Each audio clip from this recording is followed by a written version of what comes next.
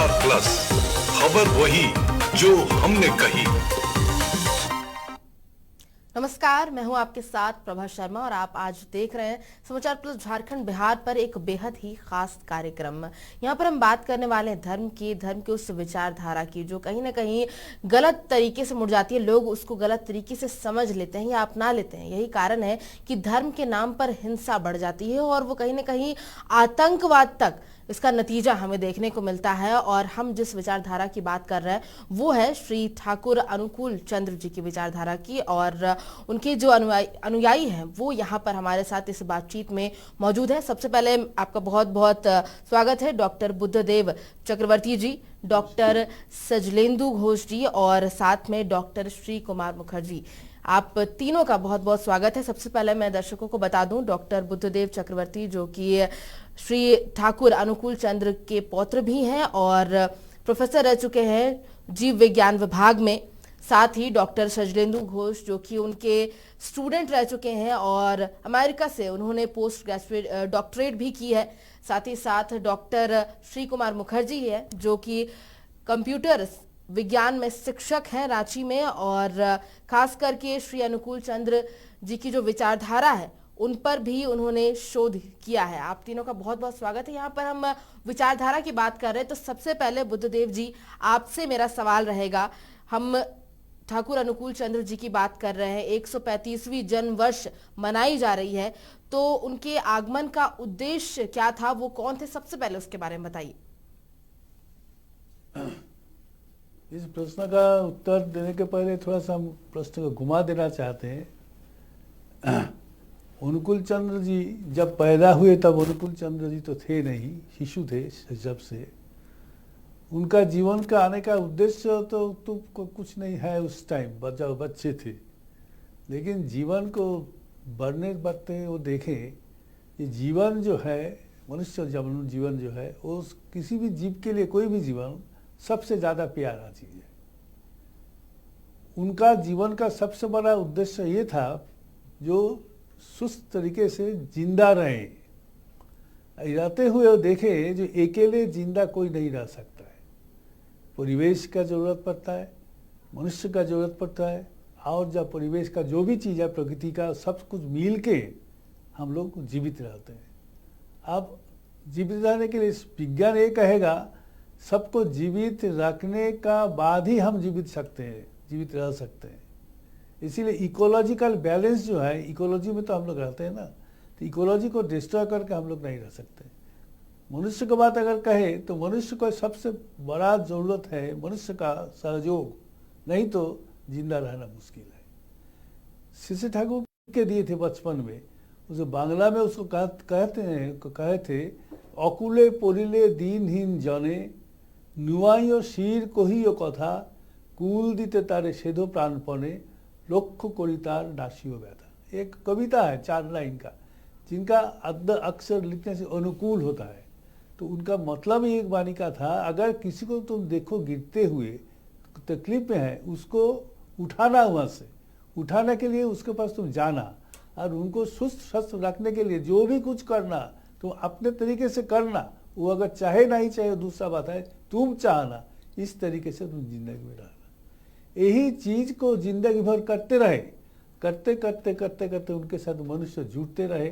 उनका प्रेम से, उनका कल्याणकारी कर्म योग से आस्ते आस्ते आस्ते आस्ते बहुत लोग उनके अनुयायी बन गए और सत्संग का प्रतिष्ठा हो गया। प्रतिष्ठा करने के लिए नहीं हुआ, अपने आप हो गया। तो उनका मनुष्य का जीवन का उद्देश्य वो कहते हैं जो रहना, बचना, बढ़ना। इंग्लिश में वो कहते हैं root of all ism is existentialism, no existence no ism. कोई भी बात का मूल होता है अस्तित्ववाद। अस्तित्व ही अगर नहीं है तो बात कहाँ से आएगा। इसीलिए अस्तित्ववाद का प्रवचक उनको कहा जा सकता है। बिल्कुल, बहुत अच्छे शब्दों में आपने यहाँ पर समझाया बुद्धदेव जी। सजलेंदु जी, आपके पास आना चाहूँगी। यहाँ पर जैसे कि बता रहे थे बुद्धदेव जी की जो विचारधारा वो लोगों तक पहुँची और अब लाखों लोग उन्हें फॉलो करते हैं। और अगर हम करंट सिनेरियो की बात करें तो बहुत सारे मिसकंसेप्शन धर्म या जो चीज़ हम मान्यता मानते हैं उसको लेकर के यही कारण है कि जो लोग हैं वो काफी डाइवर्ट हो जाते हैं। ऐसे जनरेशन में, इस कंडीशन में लोग किस तरीके से श्री ठाकुर अनुकूल चंद्र जी की जो ये विचारधारा है उसको कैसे फॉलो कर रहे हैं और उनसे जुड़ रहे हैं? बहुत अच्छा सवाल किया। और ये जो आप समस्या के बारे में बताए, खुद हम इस समस्या से गुजरे हुए हैं। हम यहाँ रांची यूनिवर्सिटी में पढ़ने आए थे। जिस समय हम कलकत्ता से पास करने के बाद यहाँ एमएससी पढ़ने आए थे, उस समय सर से मुलाकात हुई। सर मतलब बुद्धदेव चक्रवर्ती सर, ये मेरे सर भी रहे हैं यूनिवर्सिटी में। तो हमारे उस समय बहुत सारा ऐसे सवाल मेरे दिमाग में घूमता था कि असल में धर्म है क्या चीज़, ये गुरु जो कल्चर है ये है क्या चीज़, धर्म अगर अनेक है तो हमारा क्या ये है कि हम हिंदू धर्म में पैदा हुए, ये मेरा दोष है कि गुण है, हम नहीं जानते थे। अगर हम हिंदू धर्म में पैदा हुए तो हम मुस्लिम के बारे में क्यों नहीं जान पाएंगे, क्रिश्चियन धर्म के बारे में क्यों नहीं जान पाएंगे। एक दूसरे मेरा परिचय क्यों उन्हीं तक सीमाबद्ध होकर रह जाएगा कि हम हिंदू है और हम हिंदू धर्म का ही जितना गुरु है या फिर भगवान है, देवी देवताएं हैं, वही मेरे लिए पूज्य होगा और बाकी लोग पूज्य नहीं होंगे। ये धारणा हमारा अंदर में, ये सवाल बहुत हमको कष्ट देता था। तो समय सर के साथ जब मेरा परिचय हुआ और धीरे धीरे जैसे हम उनको देखना, उनका जीवन आचरण जैसे देखना सीखे। और सबसे बड़ी बात है कि सर के साथ और एक सर, हमारे विभाग के और एक sir doctor Firoz Ahmed sir, एक ही छाद तले, आज हो गया करीब 60 साल हो गया, वो लोग एक ही छाद तले रहते हैं। एक बुद्धदेव चक्रवर्ती हिंदू हैं और डॉक्टर फिरोज अहमद वो एक मुस्लिम हैं, लेकिन दोनों एक छाद तले 60 साल कैसे रहते हैं, ये मेरे लिए बहुत माने मेरे लिए एक तो लुक्रेटिंग ये आया कि हम हो सकता है कि इनके पास मेरा समाधान हमको मिले। तो देखे कि अगर धर्म कहीं है तो इनके परिवार में है, इसलिए है कि यहाँ तो हिंदू और मुस्लिम लेके लोग बांटे हुए नहीं है। एज ए इंसानियत सबसे बड़ी चीज होती है। और इंसान के रूप में एक इंसान अगर एक इंसान का मदद नहीं करेगा, एक इंसान का हम लोग बोलते हैं कि HRD, ह्यूमन रिसोर्स डेवलपमेंट, अगर ह्यूमन रिसोर्स डेवलपमेंट शिक्षा का भी नीति हुई है, हम लोग भी विभाग में शिक्षा देते हैं कि ताकि ह्यूमन रिसोर्स आगे बढ़े। तो ह्यूमन एज ए रिसोर्स हम लोग तभी कह सकते हैं आगे, अगर हमारी जिंदगी में हम अपना सामने वाले को अगर एक रिसोर्स समझे। सर के घर में हम जाके यही देखे कि वहां धर्म से बटा हुआ नहीं है, तथाकथित धर्म हिंदू मुस्लिम ऐसा नहीं है। एक इंसान दूसरा इंसान का काम में आ रहा है, एक इंसान दूसरा इंसान के साथ एक साथ में रह रहा है। हो सकता है कि उनका रहन सहन खान पान ये कुछ अलग है, लेकिन कुछ बेसिक चीज में हम लोग सभी कॉमन हमारे इंटरेस्ट है। वो कॉमन इंटरेस्ट जहां तक का सवाल है, उसके आधार पर क्या धर्म नहीं हो सकता है, ये मेरा सवाल था। जब सर के पास आए तो देखे कि ठाकुर जी माने उनका दादाजी का कहना यही था कि असल में बेसिक ह्यूमन नीड्स को फुलफिल जो करता है, जो चीज भी करता है, जो चीज से हमारा जीवन धारण संभव हो पाता है, दैट बेसिक चीज जहां से हमको प्राप्त होता है, वही हम लोग धर्म के दायरे में हमको उसको ला सकते हैं। और सिर्फ तो हम लोग जिंदा ही रहना ही लास्ट वर्ड नहीं है, हम लोग बढ़ना भी चाहते हैं। हम आज BSc पास किए तो हम MSc पास करना चाहते हैं, MSc किए तो PhD करना चाहते हैं, उसके बाद और कोई साइंटिस्ट बनना चाहते हैं। दैट मीन्स हमारा कोई होने का जो प्रक्रिया है कोई एक जगह में जाके रुक नहीं जाती है, तो ये प्रक्रिया को भी आगे बढ़ाना होता है। तो जिस चीज से हमारी ये प्रक्रिया भी आगे बढ़े और साथ साथ मेरे एग्जिस्टेंस भी बरकरार रहे, ये पूरा जो ये मकसद को आगे लेते हुए हम जो भी काम करते, जो भी खान पान खाते, जो भी वार्तालाप करते लोगों से, जैसे मेरा व्यवहार होता है, सब पूरा ही धर्म के अंदर में आ जाता है। और विज्ञान भी इसके अलावा कुछ नहीं है, विज्ञान भी हमको वही सिखाता है। तब जाके सर के पास जगह आके देखे कि असल में धर्म, हम लोग पहले जानते थे कि धर्म और विज्ञान अलग अलग चीज है, धर्म के साथ विज्ञान का कोई ये नहीं है। लेकिन बाद में जब पता चला नहीं, धर्म भी एक ही बात करते हैं और विज्ञान भी एक ही बात करते हैं, कैसे एक इंसान अच्छा रहे, कैसे एक इंसान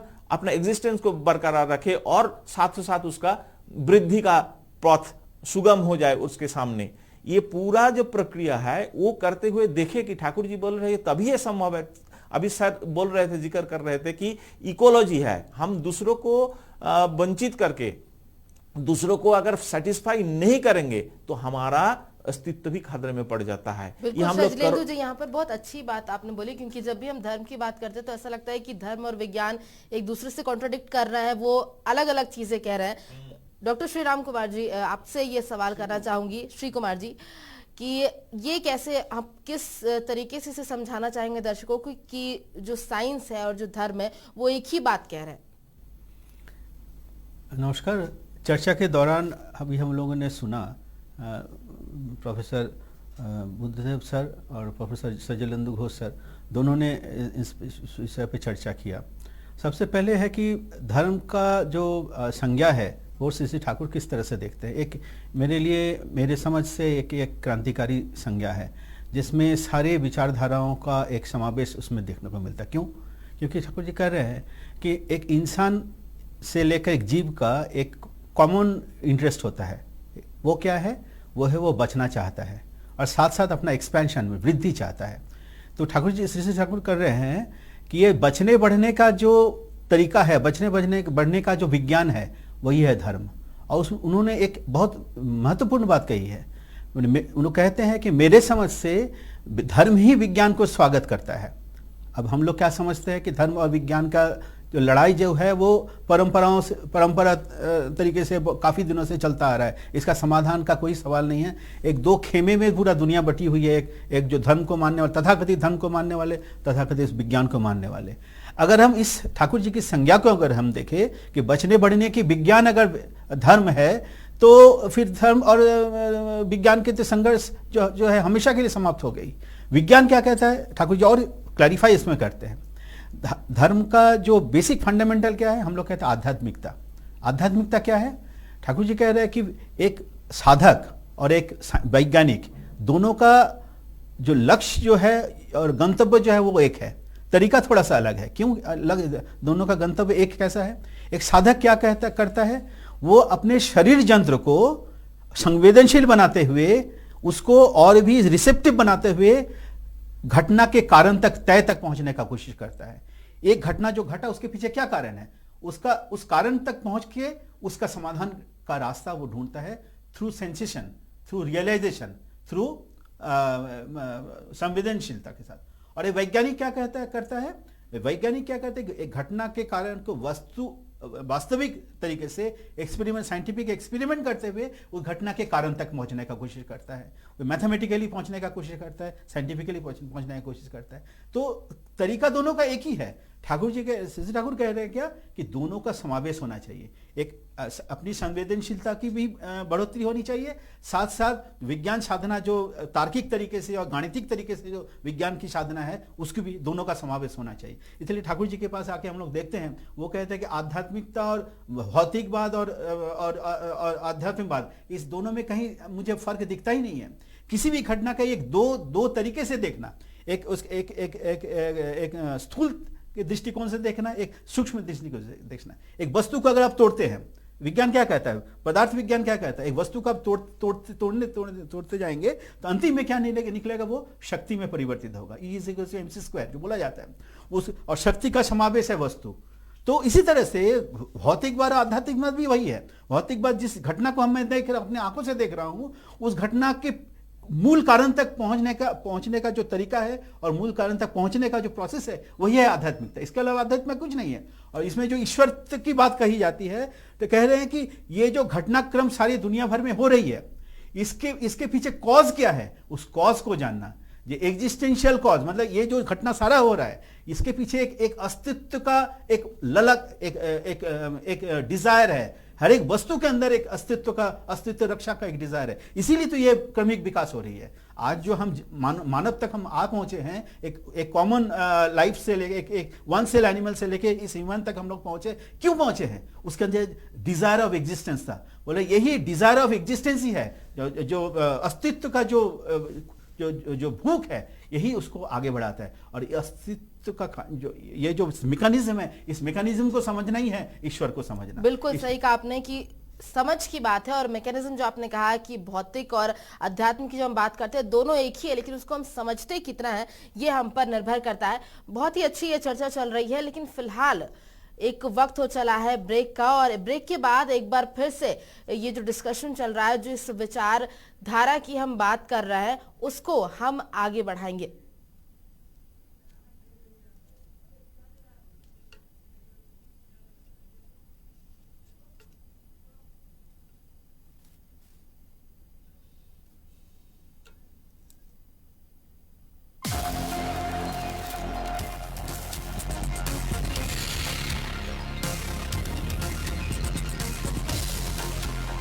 समाचार प्लस, खबर वही जो हमने कही। जो प्रॉमिस किया है वही डिलीवर करेंगे। छोटे छोटे कॉम्प्रोमाइजेस से बड़े बिजनेस नहीं बना करते, और मेरी कंपनी में quality is everything. Okay sir, ये ट्रक लोड हो गए हैं, बस निकल रहे हैं। टाइम पे निकलवा देना सारे ट्रक्स। जी सर।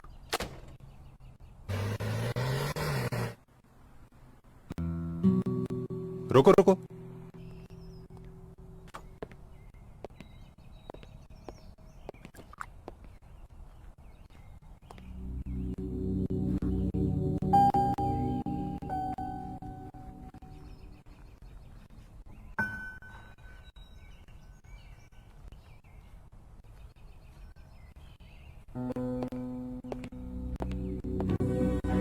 आपके ट्रक्स आपकी जान है, आपकी शान है, इसलिए टाटा ट्रक्स लाए हैं संपूर्ण सेवा। आपके ट्रक्स के मेंटेनेंस, ब्रेकडाउन और जेन्युइन पार्ट्स की जिम्मेदारी हम लेते हैं। अब बिजनेस होगा टेंशन फ्री।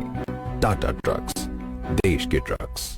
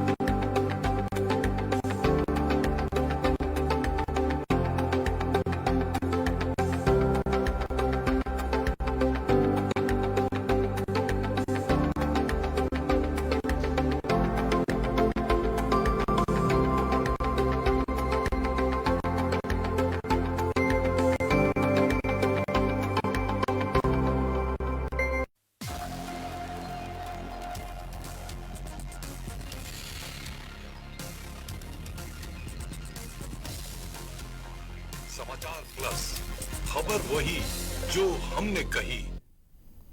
ब्रेक के बाद एक बार फिर से आपका स्वागत है, और यहाँ पर हम बात कर रहे हैं श्री ठाकुर अनुकूल चंद्र जी की विचारधारा के बारे में, और यहाँ पर 3 बुद्धिजीवी हमारे साथ इस बातचीत में हमारे साथ है। एक बार फिर से इस चर्चा को आगे बढ़ाऊंगी, और बुद्धदेव चक्रवर्ती जी, आपसे मेरा सवाल रहेगा, यहाँ पर सत्संग आंदोलन एक लक्ष्य रखा गया था, वो क्या है, इसके बारे में थोड़ा बताइए।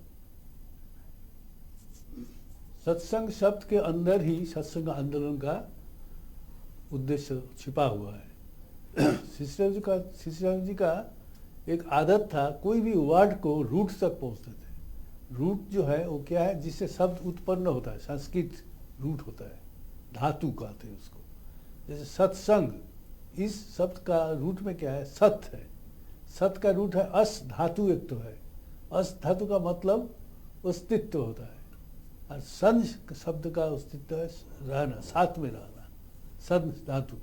तो सत्संग का मतलब अस्तित्व के साथ रहना, सब कोई मिलजुल के, जो चाहते हैं लोग, एक्चुअली हम लोग चाहते क्या है, अस्तित्व चाहते हैं। बार बार हम लोग एक ही बात कर रहे हैं। तो अस्तित्व को रखने के लिए जो भी कुछ करना चाहिए, जो कल्ट में जाना चाहिए, जो कल्चर करना चाहिए, इसीलिए ठाकुर जी कहते हैं एक तो वाणी में इंग्लिश में, cultivate culture, the field is vast but the cultivators are few, be one of them. Culture को कल्टिवेट करो। जैसे बहुत बड़ा जमीन पड़ा हुआ है, उसमें चाष करने के लिए कोई आदमी नहीं है, चाषी नहीं है, चाष तो उसको चाष करो। और बहुत बड़ा जमीन है, चाष करने वाला बहुत कम है। मतलब बचना बढ़ना सब कोई चाहता है, लेकिन उनके लिए जो कुछ करना है वो कोई नहीं करना चाहता है। दूसरे को मार के जिंदा रहता है, दूसरे से छीन के लेना चाहता है। कहते कल्टिवेट कल्चर, जो कुछ भी करने के लिए, सोचने के लिए, बोलने के लिए, जो करते हुए हम लोग अच्छा रहते हैं, एग्जिस्टेंस में रहते हैं, वही है कल्चर, कृष्टि। तो ठाकुर जी का आंदोलन का उद्देश्य है सबको एक साथ एक प्रोसेशन की तरह बचते हुए रास्ते में जाना और डेवलप करते हुए जाना, और ये बचने का जो तरीका है उसको और ब्रॉड और फैलाना सभी जगह। जैसे बत्ती जलने से सब जगह फैल जाता है, वैसे ही जीवित रहने का तरीका सब जगह फैल जाए, इसी को कहते हैं मूवमेंट। मूवमेंट मतलब इस मूवमेंट में कोई एग्रेशन, कोई वायलेंस नहीं है, प्रेम है। इसीलिए actually there is no pull more magnetic than love. प्रेम से ज्यादा आकर्षणकारी कुछ नहीं होता है, सबको हम लोग जानते हैं। इसीलिए प्रेम फैलाना, इस ठाकुर अनुकूल चंद्र को एडजेक्टिव दिया हुआ है। इसीलिए उनके जैसे ज्ञानी हम लोग नहीं देखे, उनके जैसा कर्मी भी नहीं देखे, उनको कोई भी चीज में देखते हैं वो सबसे ज्यादा डेवलप्ड है, तो उस सब नाम से उनको बुलाया नहीं जाता है। उनको कहा जाता है परम प्रेममय, because love is the universal cementing factor. प्रेम से सबको जोड़ा जाता है। जो भी आए पहले महापुरुष, अब देखिए उनका कुछ दूसरा कैरेक्टर के बात नहीं कर, प्रेम के बारे में कहते हैं। जीशु, बुद्ध, रसूल सबको प्रेम ही है। तो उनका आंदोलन का है क्या, प्रेमिक बनो, प्रेम करो और सबको प्रेम के रास्ते में लेके एक साथ चलो, तब तुम्हारा जो चाहते हो, तुम्हारा अस्तित्व, तुम्हारा एग्जिस्टेंस वो रहेगा। इसीलिए इस आंदोलन को नाम देते हो सत्संग आंदोलन। लेकिन हम लोग ठीक से करते नहीं है, समझते नहीं है, इसीलिए आंदोलन इंस्टीट्यूशन बन गया है। इंस्टीट्यूशन को लोग सत्संग कहता है, लेकिन आंदोलन को नाम सत्संग आंदोलन कहते हुए भी हम लोग करते नहीं है।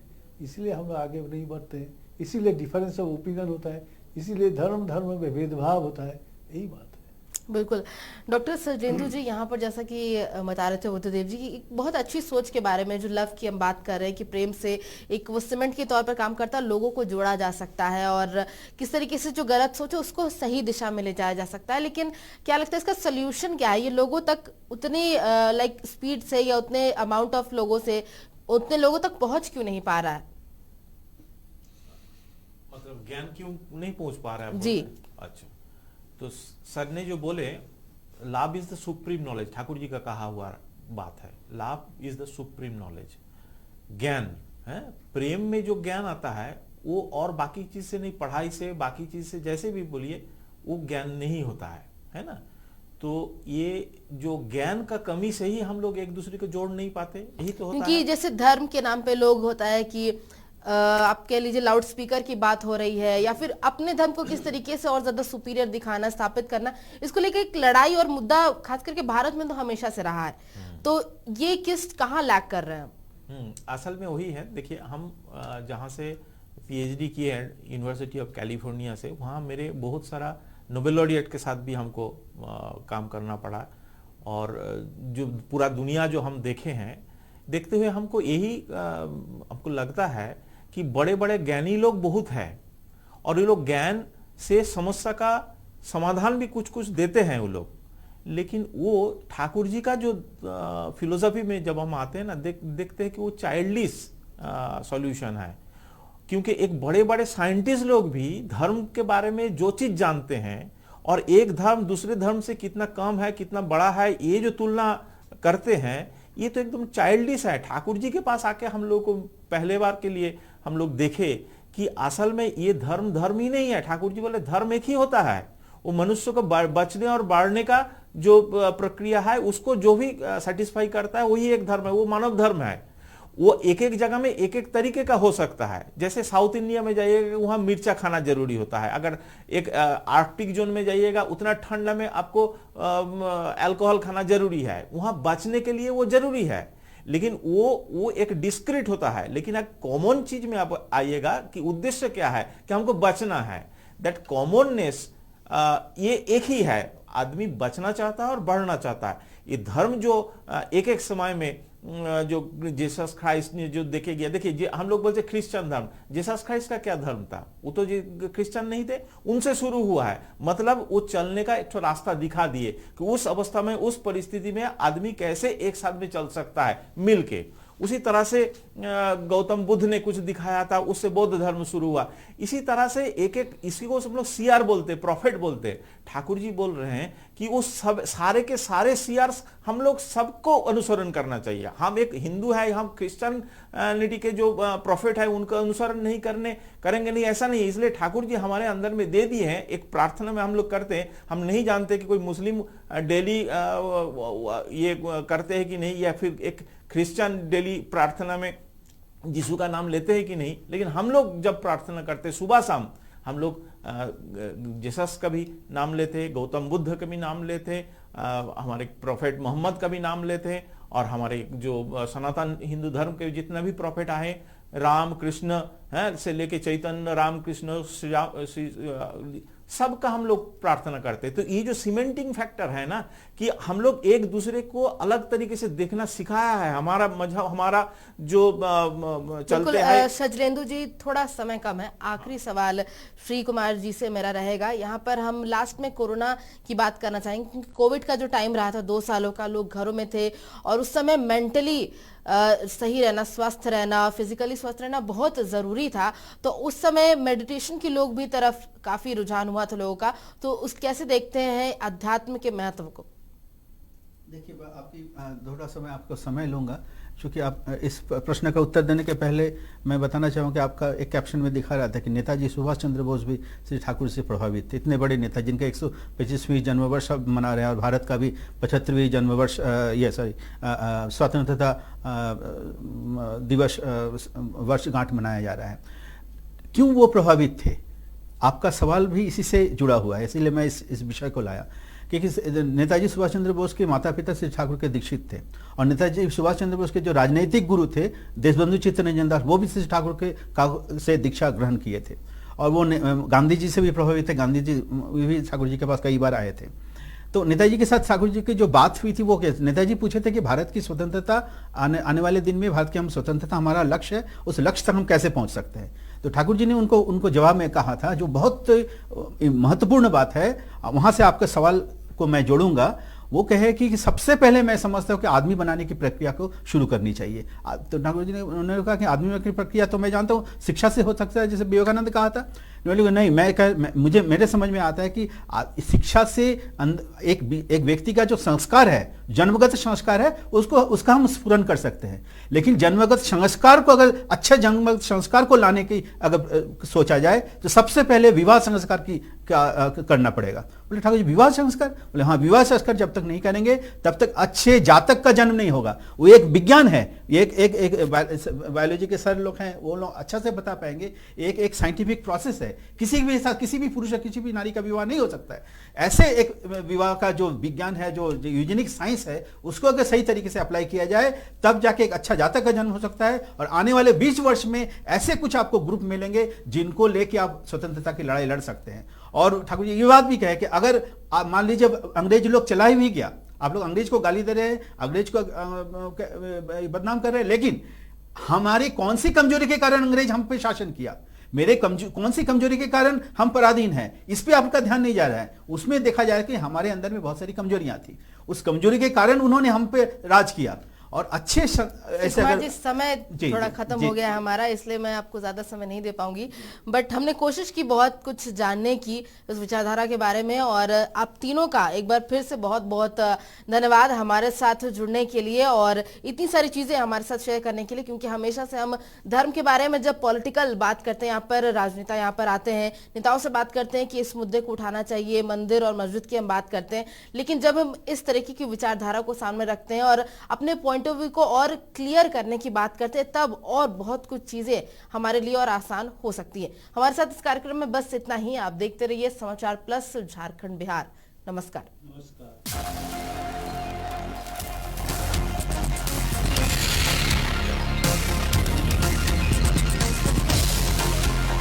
समाचार प्लस।